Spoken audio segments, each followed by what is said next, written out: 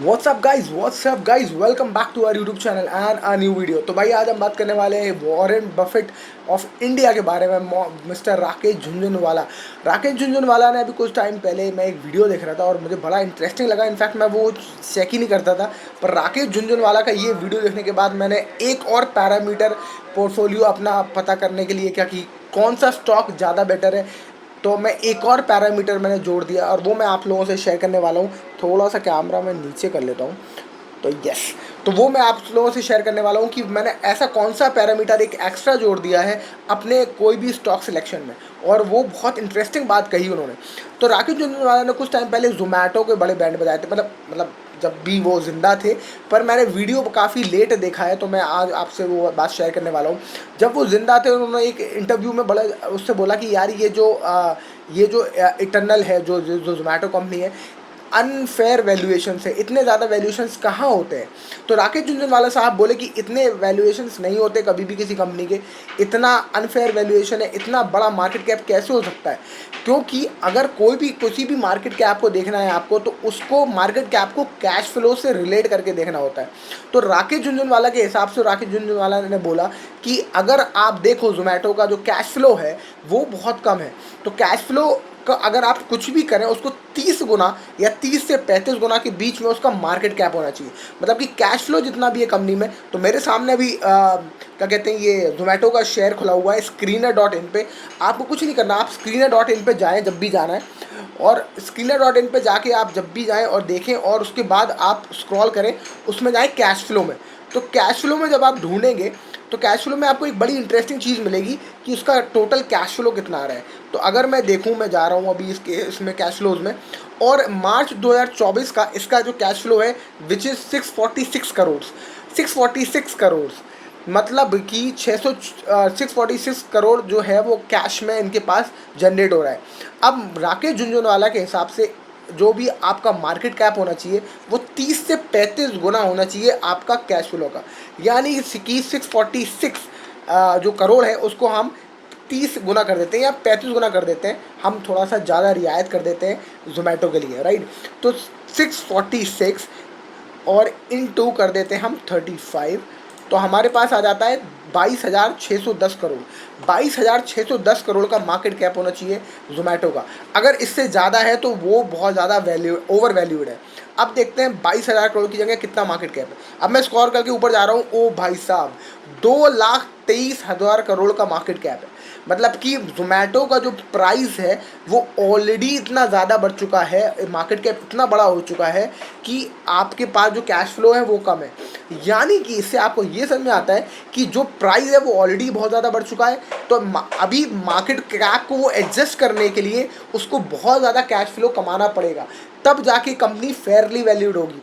अभी एक stock over valued position में है, और आप बहुत सारे लोग जोमेटो में जो 50 रुपये पे लिया है, मेरे पास भी 50 रुपये का जोमेटो का स्टॉक पड़ा हुआ है, मुझे भी प्रॉफिट दिख रहा है उसमें।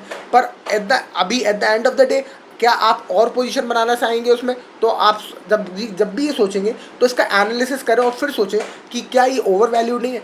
This is highly overvalued as पर राकेश झुनझुनवाला, जो उनका कैश फ्लो का पैरामीटर है 30 से 35 गुना of the cash flow, right. तो हम ये और भी कोशिश करते हैं किसी और स्टॉक पे लगाने की, और समझने की कोशिश करते हैं क्या ये पैरामीटर जो है वो काम करता है कि नहीं करता है। तो एशियन पेंट्स मेरे सामने खुला हुआ है। एशियन पेंट्स का हम सबसे पहले करेंगे कैश फ्लो। तो हम screener.in पे गया हूँ और कैश फ्लो में जा रहा हूँ, नीचे कैश फ्लो दिख रहा है मुझे मार्च 2024 में 6,104 करोड़ का। तो 6,104 करोड़ का हम जाएंगे market cap, sorry cash flow देखने। तो 6,000, एक मिनट मैं भूल गया मैं कितना है, 6,104 करोड़, 6,104 करोड़ इंटू 35 कर देते हैं, ज़्यादा रखते हैं हम, 35 करके देख लेते हैं। तो इंटू 35 करने पर आ रहा है 2,31 नहीं, 23,13,640 करोड़ का मार्केट कैप होना चाहिए। यानी कि 23,13,604 करोड़, 640 करोड़, 23,13,640 करोड़। अब इसका मार्केट कैप जाके देखते हैं एशियन पेंट्स का कितना है।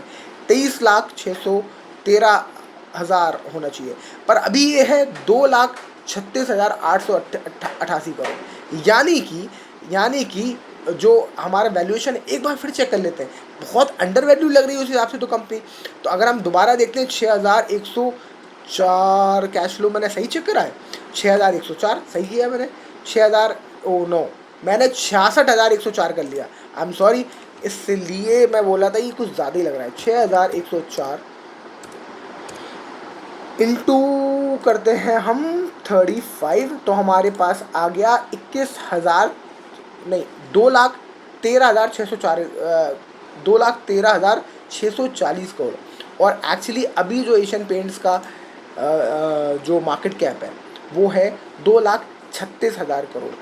यानी कि थोड़ा थोड़ा तकरीबन वही है, मतलब कि एशियन पेंट्स कंपनी थोड़ी सी ओवर वैल्यूड है या फिर फेयरली वैल्यूड है, क्योंकि हमने इसको मल्टीप्लाई किया है 35 से, तो थोड़ी सी ओवर वैल्यू लग रही है। पर ठीक है, आप एशियन पेंट्स में एक बार पोजीशन बनाने की सोच सकते हो। एक बार यही चीज़ हम एक और किसी और कंपनी में ट्राई करके देखते हैं। चलिए लेते हैं रिलैक्सो फुटवेयर देखते हैं हम, ठीक है जी। रिलैक्सो फुटवेयर खुल जा सिम। रिलैक्सो फुटवेयर का हम जाते हैं कैश फ्लो में। कैश फ्लो मुझे दिख रहा है मार्च 2024 में 235 करोड़। तो 235 करोड़ इंटू 35, 235 इंटू 35, तो ये आ गया 8,225 करोड़। अब सिर्फ हमें कुछ नहीं करना, रिलैक्सो का मार्केट कैप देखना है, 8,000 के आसपास होना चाहिए, 10,000 का मार्केट कैप है, यानी कि ये भी थोड़ा सा ओवर वैल्यूड स्टॉक दिख रहा है। तो ये एक बहुत ही अच्छा पैरामीटर होता है आपको ये ढूंढने के लिए कौन सा स्टॉक आप लें। और जब स्टॉक आप लें तो सारी चीज़ें आप operating profit, growth, price to earning ratio सब देखें, पर कैश फ्लो से भी एक बहुत ही अच्छा आपको अंदाज़ा लग जाता है कि कंपनी फेयरली वैल्यूड है कि नहीं। तो एक बार और हम सोचते हैं कि कौन सा स्टॉक होगा जो मुझे लगता है अंडर वैल्यूड कैटेगरी में मिल सकता है। तो सर्च करते हैं हम बिरला सॉफ्ट, क्या कहते हैं बिरला सॉफ्ट, देखें आईटी का स्टॉक है। बिरला सॉफ्ट का मार्केट कैप तो दिख जाएगा हमें, पर हम कैश फ्लो ढूंढ रहे हैं अभी। कैश फ्लो है 718 करोड़ का, 718 करोड़ इंटू 718 इंटू 35 अगेन, और हमारे पास आ गया 25,000 करोड़ का मार्केट कैप। अब बिरला सॉफ्ट का मार्केट कैप देखते हैं, 25,000 करोड़ है या ज़्यादा है, 10,000 करोड़ का मार्केट कैप है।